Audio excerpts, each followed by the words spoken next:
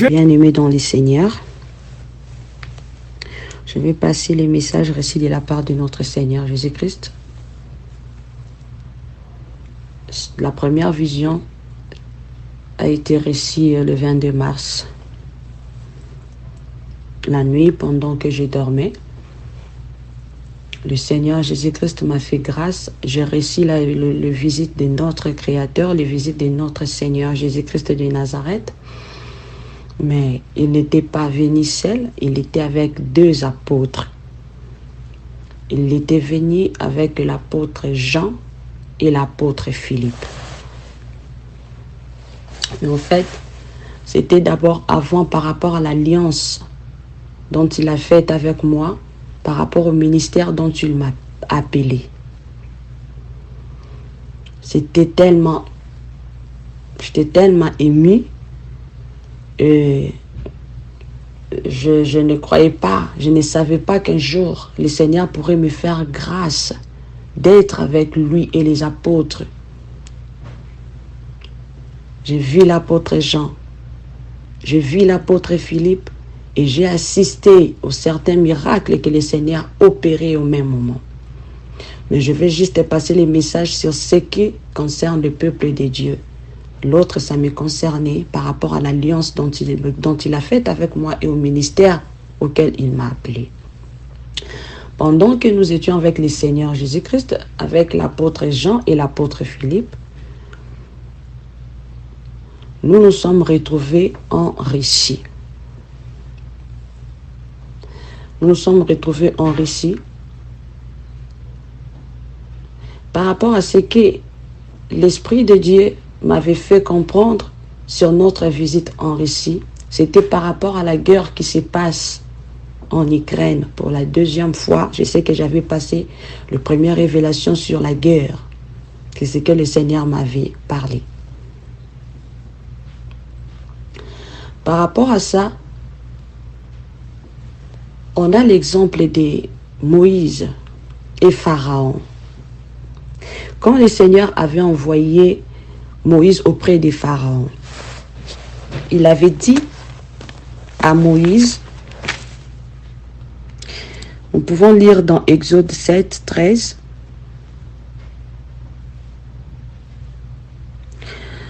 le cœur de Pharaon s'endurcit et il n'écouta point Moïse et Aaron, selon ce que l'Éternel avait dit. Dans 14, il nous dit, l'Éternel dit à Moïse, Pharaon a le cœur endurci. Il refuse de laisser aller les peuples. Va vers Pharaon dès le matin. Il sortira pour aller près de l'eau. Et tu te présenteras devant lui au bord du fleuve. Tu prendras à ta main la verge qui a été changée en serpent. Amen. Le Seigneur avait envoyé Moïse auprès des pharaons. Au même moment, il avait endurci le cœur de Pharaon pour ne pas qu'il écoute. L'ainsi dit l'Éternel. C'est de la même manière que ce qui se passe actuellement. Le cœur du président Poutine est entre les mains de Dieu comme celui de Pharaon.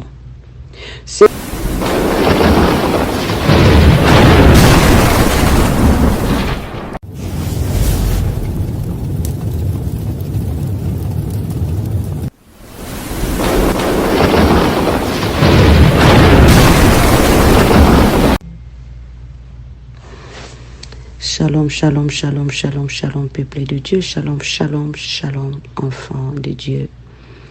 Moi, c'est la sœur Audrey. Je viens, encore une fois de plus, donner les messages reçus de la part de notre Seigneur, Jésus-Christ de Nazareth. Mais avant de passer les messages, nous allons demander l'assistance du Saint-Esprit de Dieu. Éternel Dieu des armées, créateur de toutes choses, le maître de toutes circonstances, c'est toi, Papa. Merci pour l'opportunité, merci pour ta souveraineté, merci pour la grâce que tu m'as accordée de passer encore une fois de plus devant ton peuple, enfin, de leur passer les messages que tu m'as révélés par ta souveraineté. Papa, je ne sais pas parler. Je viens auprès de toi demander l'aide de ton Esprit Saint, car c'est lui seul qui est là pour nous aider. C'est lui qui connaît mieux que nous. Laisse que ton esprit, Yahweh, habite tout de moi.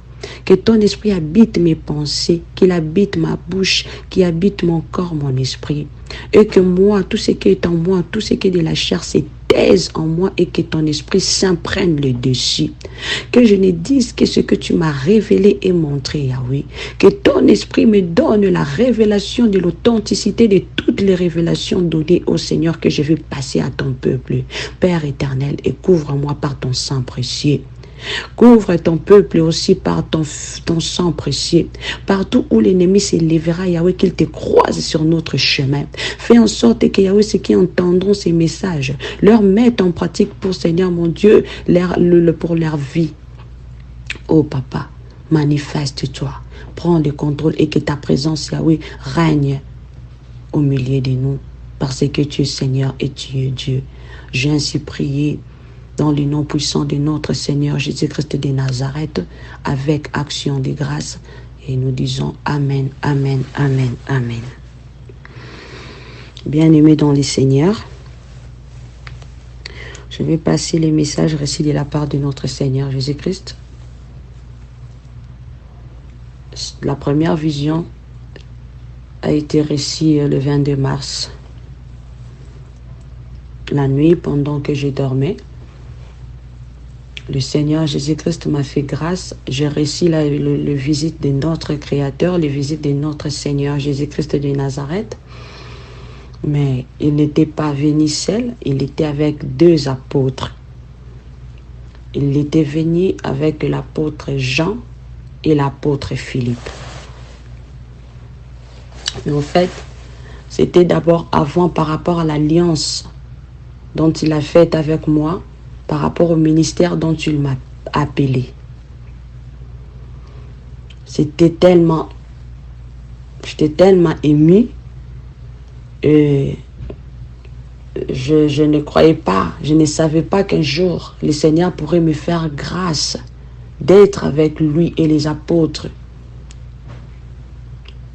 J'ai vu l'apôtre Jean, j'ai vu l'apôtre Philippe, et j'ai assisté aux certains miracles que le Seigneur opérait au même moment. Mais je vais juste passer les messages sur ce qui concerne le peuple de Dieu. L'autre, ça me concernait par rapport à l'alliance dont il a faite avec moi et au ministère auquel il m'a appelé.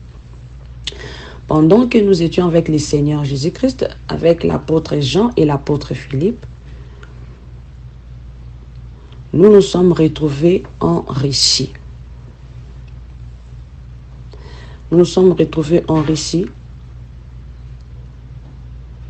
par rapport à ce que l'Esprit de Dieu m'avait fait comprendre sur notre visite en Russie. C'était par rapport à la guerre qui se passe en Ukraine pour la deuxième fois. Je sais que j'avais passé la première révélation sur la guerre, c'est ce que le Seigneur m'avait parlé. Par rapport à ça, on a l'exemple de Moïse et Pharaon. Quand le Seigneur avait envoyé Moïse auprès de Pharaon, il avait dit à Moïse, nous pouvons lire dans Exode 7, 13, « Le cœur de Pharaon s'endurcit et il n'écouta point Moïse et Aaron, selon ce que l'Éternel avait dit. » Dans 14, il nous dit, « L'Éternel dit à Moïse, Pharaon a le cœur endurci. Il refuse de laisser aller les peuples. Va vers Pharaon dès le matin. Il sortira pour aller près de l'eau et tu te présenteras devant lui au bord du fleuve. Tu prendras à ta main la verge qui a été changée en serpent. » Amen. Le Seigneur avait envoyé Moïse auprès des pharaons. Au même moment, il avait endurci les cœurs de Pharaon pour ne pas qu'il écoute. L'ainsi dit l'Éternel. C'est de la même manière que ce qui se passe actuellement. Le cœur du président Poutine est entre les mains de Dieu comme celui de Pharaon. C'est le Seigneur qui endurcit son cœur. Et ça, c'est pour donner le temps aux enfants de Dieu, au peuple de Dieu. Mais nous ne comprenions pas. Sinon, il y a beaucoup de choses qui allaient déjà s'accélérer, bien aimés dans le Seigneur. Le Seigneur a fait tout ceci pour donner le temps au peuple de Dieu. Il nous a laissé le temps de se préparer spirituellement.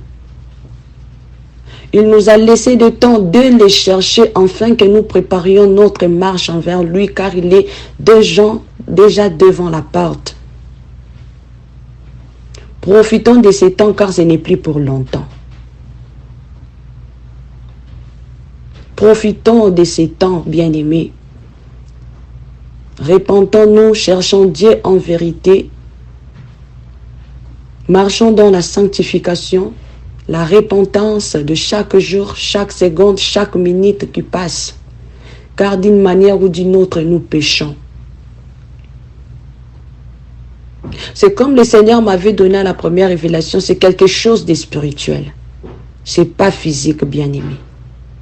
Le Seigneur entend les prières, les cris de ses enfants, de son peuple. C'est pourquoi il agit d'une manière ou d'une autre, tout en nous laissant le temps. On n'a pas assez le temps, peuple de Dieu, qui tombe dans la distraction. Car quand le Seigneur lâchera le cœur de Poutine, tout va barder. C'est comme à la fin, quand le Seigneur a décidé de frapper les derniers poulets à Égypte. Pharaon a décidé de laisser partir les Israélites. C'est de la même façon que le Seigneur fera. Juste ceux qui sont connectés par l'Esprit Saint comprennent ce qui se passe en ce moment dans le monde spirituel. Et ce sont ceux-là aussi qui seront sauvés. Ce sont ceux-là aussi qui profiteront de la grâce de notre Seigneur Jésus-Christ. Ça, c'était la première révélation que j'allais passer au peuple de Dieu, afin d'être prête, de ne pas être dans la distraction, afin de chercher Dieu comme il le faut, bien-aimé, car on n'a plus assez de temps. Bientôt, le Seigneur pourrait relâcher le cœur de Poutine comme il avait relâché le cœur des pharaons. Soyons prêtes, soyons prêtes. Je vais passer à la deuxième révélation. La deuxième révélation était sur l'inondation. C'était le message reçu le 4 avril 2022. Après ma prière, pendant que je dormais, je me suis vue avec un serviteur de Dieu en train de parler. Et il y avait un autre qui était venu juste pour nous embrouiller, mais on n'avait pas fait attention à lui. Après d'emblée, j'ai entendu l'Esprit de Dieu me dire, jette les regards au coin de la rue. Quand je jetais les regards du coin de la rue, j'ai vu une inondation. Il y avait il y avait la pluie, il y avait les arbres qui se déracinaient, il y avait une forte tempête qui faisait tomber tous les arbres, il faisait déraciner les arbres, faisait tomber des immeubles de maisons. Je me suis dit, Seigneur, ça venait à une allure comme pas possible. Je me disais, Seigneur, est-ce que j'aurai le temps de fuir? J'ai directement dit au serviteur de Dieu avec qui nous étions, il y a un danger qui arrive, il faut courir le plus vite que possible. En courant, je me suis retrouvée, au fait, dans ma famille où je grandis. Je n'étais pas entrée dans la parcelle. Je criais de l'extérieur, je leur disais de sortir. Mais la maison où il était déjà fissurée par rapport aux tempêtes qui étaient déjà en train de souffler de partout. Je leur ai dit, sortez de là, car il y a un danger qui arrive. Ce danger risque de vous emporter. Personne ne m'a entendu. J'ai crié, j'ai parlé, sortez, venez avec moi, sortez de là. Il me répondait, nous n'allons pas sortir. Toi, viens nous voir ici. C'est à toi de venir nous rencontrer ici. J'ai dit, moi, je n'entre pas là-bas. Sortez de même pour voir ce qu'elle a, comment est-ce que le mur est devenu, car il y a une fissure, bientôt la maison va tomber, ça ne va plus tenir car la tempête est tellement forte, c'est en train de faire tout tomber, les immeubles, ça déracine les arbres, sortez, ils ont refusé, tellement que ça venait comme pas possible. J'ai dit, ok, pas de problème, moi je n'ai pas le temps. Je suis allée, je me suis dit, ah, il y a ma tante quelque part ici, je vais aller chercher ma tante. Je suis allée chez ma tante. Pareil aussi. Elle a refusé de me suivre. J'ai dit, ok, il y a mon oncle. Je suis allée voir mon oncle chez elle. Elle aussi, lui aussi me disait, non, viens entrer, toi viens entrer ici. Je lui ai dit, comment je vais venir? Je n'ai pas le temps de venir entrer là-bas et je ne peux même pas dormir car je suis juste venue vous chercher car il y a un danger qui court. Il y a un danger dehors. Alors on n'a plus le temps, il n'y a plus assez de temps. Dans le temps que vous prenez à me parler, ça pourrait mal tourner dans quelques minutes. Donc prends tes enfants, prends tout ce qui est censé. Donc vous n'avez même pas le temps de beaucoup prendre des choses. Donc venez, venez, venez, suivez-moi, nous allons partir d'ici. Tout s'écroulait, bien-aimé. Et lui au moins, il m'avait écouté. Quand nous sommes sortis de là, on courait, on courait, on courait, on courait. Sous la pluie et la tempête, mais on courait. Ça nous suivait derrière comme pas possible. D'emblée, je suis venue, je me suis retrouvée là où c'est comme si la tempête est déjà passée. Je me suis dit, Seigneur, mais avec toute cette eau, comment ferais-je? Où vais-je me cacher? Il n'y a pas d'abri. Que vais-je faire en ces moments, Seigneur? J'étais en train de me demander, de me poser cette question. D'emblée, le Saint-Esprit m'a dit, il n'y avait même pas ça, regarde en face de toi. Quand je regardais, je vis directement, c'était sous forme d'une petite montagne. Donc, c'était sec. Donc, c'était à Paris comme ça, grâce à Dieu. Il m'a dit, l'Esprit m'a dit, va te mettre là-bas d'ici. Va avec les gens avec qui vous êtes. Je les ai dit, allons, on va monter sur cette petite montagne qui est là. On est venu monter. Mais avant qu'on ne vienne monter, il y avait d'autres personnes qui venaient de là où la tempête était déjà passée. Ils étaient en train de pleurer. Ils étaient dans la désolation. Ils n'avaient plus rien. Ils avaient tout perdu sous l'inondation. Je leur ai demandé, où allez-vous? Ils ne voulaient même pas m'écouter. Ils étaient juste en train de pleurer. Je voulais leur éviter les dangers qui étaient devant. Je leur ai dit, mais où vous alliez? Ce n'est pas bon. La tempête continue de cette direction-là. Il ne faut pas aller là-bas. N'allez pas là-bas. Venez vous mettre à l'abri avec nous. Ils ont dit, non, non. On ne viendra pas. On ne viendra pas se mettre à l'abri avec vous. J'ai insisté, ils ont refusé. J'ai dit, ah, ok, pas de problème. Je leur ai laissé partir. En ce qui concerne l'inondation, nous pouvons lire dans le livre de Nahum, Nahum 1, verset 8. Il est écrit, mais avec des fléaux qui déborderont, il détruira la ville et il poursuivra ses ennemis jusque dans les ténèbres. Bien-aimés dans le Seigneur, tout est de la volonté de Dieu. Je sais que tout est écrit même dans Matthieu 24. Je me répands d'abord, je me répands d'avoir gardé cette révélation pendant au moins quelques semaines, que le Seigneur Jésus-Christ par sa miséricorde me pardonne. Je me répands après avoir vu tout ce qui était arrivé en Afrique du Sud. Je me répands, je demande pardon à Dieu. Parce que je n'étais pas passé un peu plus tôt pour sonner la trompette. Bien-aimé, le Seigneur veut que nous soyons à l'abri de tous les dangers, de toutes les catastrophes qui vont abattre sur terre. C'est pourquoi il nous prévient, ses enfants. Et dans chaque catastrophe, il épargne ses siens. Dans chaque catastrophe, L'Éternel étend sa main sur ses enfants. Bien-aimés, demeurons sous les pieds de notre Créateur. Demeurons à l'écoute de la parole de Dieu et à l'écoute du Saint-Esprit. C'est lui seul qui ne nous conduit pas dans le mauvais chemin, car c'est l'Esprit de vérité que le Seigneur nous a laissé. C'est lui seul qui nous conduit et nous conduira dans toute la vérité, car il a dit dans sa parole qu'il vous conduira dans la vérité tout entière. Méfions-nous d'écouter par-ci, par-là. Car quand tu as le Saint-Esprit de Dieu, il te souffle. Le Saint-Esprit te dit, car c'est l'esprit de force que nous avons reçu. Et l'Esprit témoigne à notre esprit que nous sommes les enfants de Dieu. Cet esprit-là te dira, il te soufflera des choses, il te conduira dans la seule vérité. Car c'est à lui seul, c'est à Dieu seul que nous devons rendre compte. Ce n'est pas un homme, ce n'est pas une femme, ce n'est pas un pasteur, ce n'est pas un prophète. C'est lui seul, le seul maître juste et juge.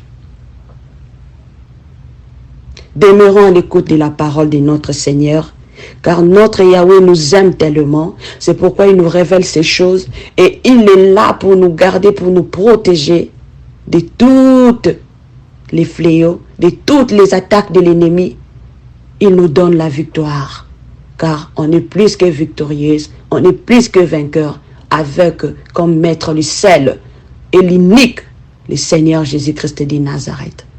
Bien-aimés, c'est tout ce que j'avais à vous passer pour l'instant de la part de notre Seigneur Jésus-Christ de Nazareth. Laisse que la paix de notre Seigneur, l'amour de notre Yahweh et la communion du Saint-Esprit demeurent avec vous tous. Shalom, shalom, shalom, shalom.